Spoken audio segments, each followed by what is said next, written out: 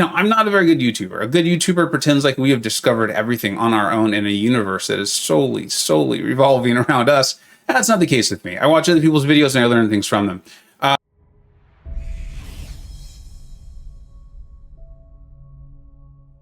Hey, welcome back to the channel. All right, I just finished the Volume 1 Oh Canada, completed the Labyrinth of Legends with the 4-star roster, mainly at Sabretooth.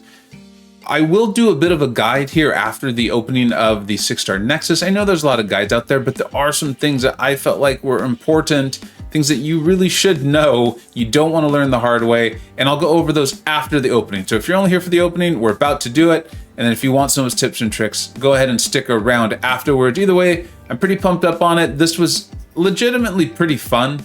There's a couple, like I said, things I think that you should know. Don't want to learn the hard way, but we'll get to those afterwards. So, all right, let's go ahead and claim these rewards. Got a lot of tier 2 alpha now. Gonna have to figure out what to do with that. Got some champions I do want to rank up.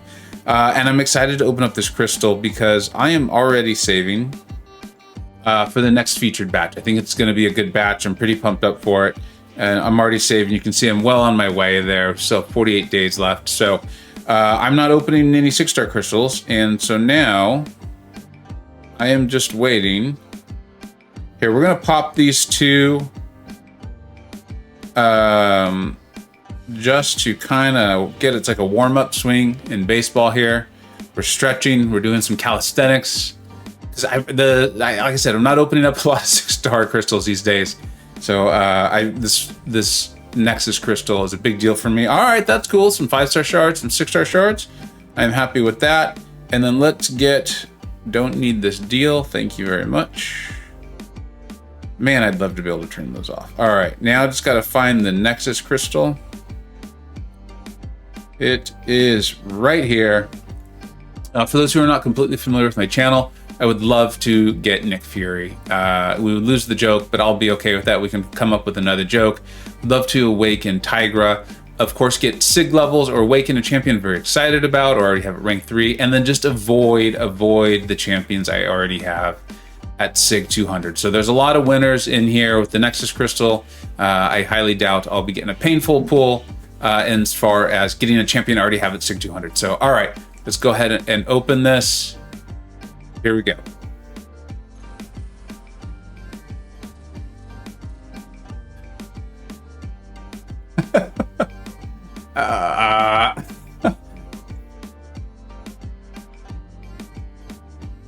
Oh, wow.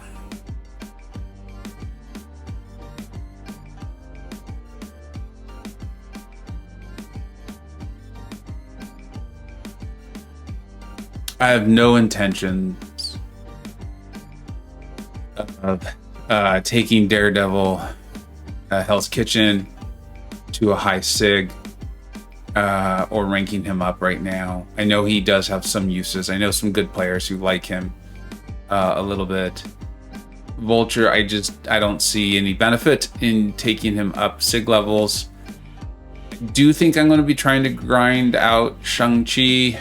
And if that goes well, maybe some other champions. So I'm going to actually take Iron Patriot with my 6-star Nexus. This hurts. This hurts. All right, well, no point in dragging it out. Iron Patriot is. All right, well, there's my shiny new champion. I guess that's pretty cool. And I'm on my way to completing all of the quests. I'm going to take my time with it, though, not in a huge hurry. And so if this is all you're in for, thank you so much for watching. And otherwise, stick around for those tips and tricks. Take care. All right, let's go over all the helpful tips and tricks. And trust me, there are some really important ones that you do not want to miss. It could get you into Labyrinth of Legends and then realizing you have a painful charge up or build up to go all over again.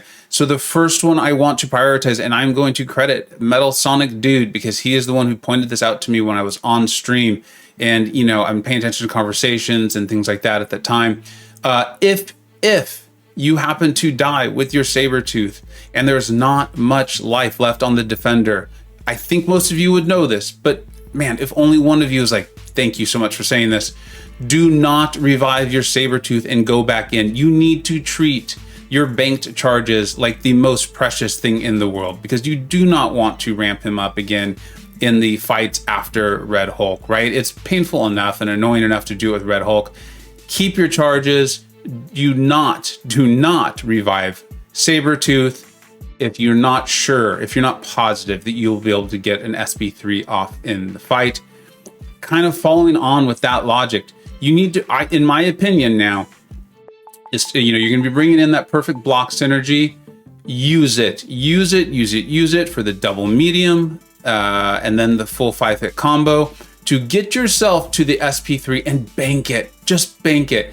I know you can probably get through faster if you're doing your backdraft interception, things like that right away. But if you lose your charges, you got problems. And trust me, it started to happen to me. I ended up being fine, but it got a lot closer than I wanted. And you will see that when we go over the Maestro fight here at the end.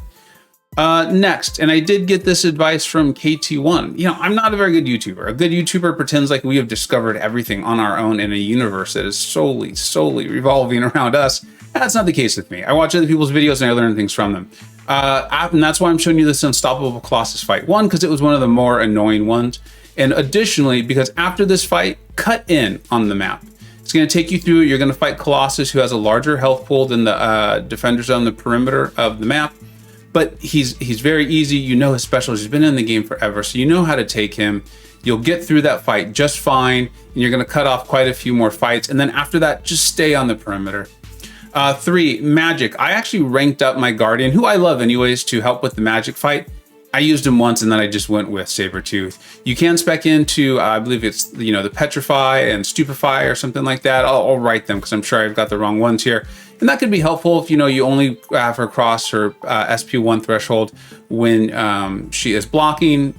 Tip to Karate Mike on that one. But I ended up using Sabretooth anyways. I think it cost me maybe 1 or 2 extra revives, it felt like, but it wasn't bad. And your Sabretooth is going to be doing plenty of damage. Just make sure you get to that SP3 as we talked about. Getting to the Maestro fight a little earlier than I wanted to. Then also Daredevil Netflix. He's going to evade your SP2. You probably would have figured that out, but if you hadn't figured that out before the fight, then you weren't probably going to during the fight. Just save you a couple items, throw your SP1. He's not going to evade that. Venom for me was one of the more annoying fights, being because he is very aggressive and yet sometimes do not want to throw his special 1. And he would back me in the corner because I was so scared of his SP2. If that's happening to you, don't risk your death and, getting very much damage out of your revive. Just go for it. Beat the heck out of him. Treat his SP2 just like you do Spider-Man's SP1. Block the first 2 hits, then evade, the last 2 there. It's doable. It's not bad. That's what I started doing. And honestly, you're going to run out of time before the block damage is going to kill you anyways. And then last, we're going to get to the Maestro fight now. Let's go ahead and start it up. Remember I talked about, look, I'm already down to 2. I'm already down to 2 charges. So like I was saying, these things happen, especially because there's an evade in the LOL. Look at, I'm just holding the block. I'm using the perfect block synergy. And I know a lot of you are like, dude, why didn't you just reparry? And you will see at the end why I didn't just reparry. I wanted to bank these charges. I did not want to lose them. And then I just did everything I could to minimize the amount of time he spent between 1 bar of power and 2. Like, I'm just holding block. And one of the reasons I got down to 2 charges is because he a couple times just chose to throw his SP1, even though I was blocking just like that. All right, so now I've got him over the 2 bars, and I'm going to push him as close to the SP3 as possible, and then bait this SP2 and throw my SP3. So I'm going to bank that charge, which is nice. I'm hitting into him again in hopes that my SP3 will either push him over 2 bars of power, or will get him as close to it as possible. Because again, you really don't want him throwing that SP1. The degen will kill you. It just does. It's not good. It's not pretty. It's not pretty at all. Again, I'm pushing him as close to the SP3 as possible. And again, I'm going to show you why I purposely chose this clip, and you're going to see why I didn't reparry. I like it. It can really be very, very helpful. But if you don't land it, it is a bad lesson. He punishes you hard. And my LOL run got a little more dangerous than I really would have wanted. Remember, I only have 2 charges here. All right, so again, you just hold your block like that. It feels a little ridiculous. As you see, he threw his SP2 into my block. I was blocking.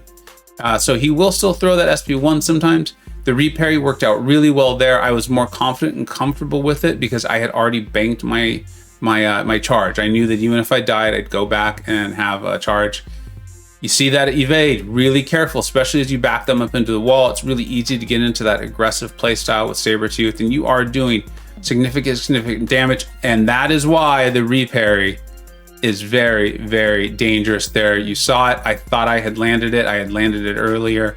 Clearly, I missed it, and then he went straight into that SP1, and now I am dead. It's not that bad. I actually found this run to be quite fun, as you've seen my Nexus crystal.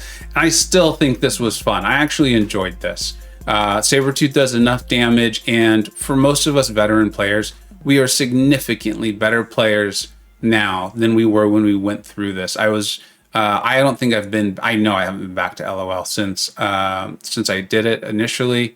And I was very surprised at how smooth and how easy and actually enjoyable this was. It felt like a challenge that's doable.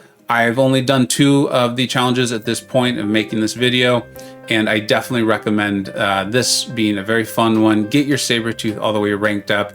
I did use my Guardian and my Sasquatch a few times in those scenarios that we talked about a few minutes ago, where I had died with my Sabretooth and the defender had like 5% health left. So it was nice to be able to use Guardian and Sabretooth for those occasions where I didn't feel confident I'd have time to get my Sabretooth up to an SP3 and bank the charge. But aside from that, it was Sabretooth all the way, every time I could.